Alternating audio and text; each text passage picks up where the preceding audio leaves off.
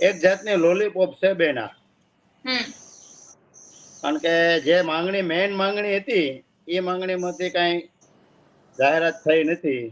આ તો હવે બટકું ફેંકે એવી વાત છે. બરાબર. કારણ કે 13,500 સુધીની જે ફી માફીનું કીધું છે મેક્સિમમ, બરાબર, તો એનું સર્ટિફિકેટ ક્યાં કઢાવવાનું કયો? બેકાર કારીગર કોણ છે કોણ નથી. બીજું કે 5 લાખ સુધીની જે લોનની નાના કારખાનેદારોને વાત કરી છે, હવે એના પુરાવા ક્યાંથી લાવવાના કે આ 5 લાખ સુધીનું નાનું કારખાનું છે મોટું કારખાનું છે? એટલે આ તો પછી બહુ ઓહાપો હતો. અને જેમ 2 મહિના પહેલા જે થયું હતું એ રીતે હતું. એટલે પછી હવે થોડુંક આવું બટકું ફેંકી દીધું એટલે થોડુંક શાંત પડવાની વાત છે.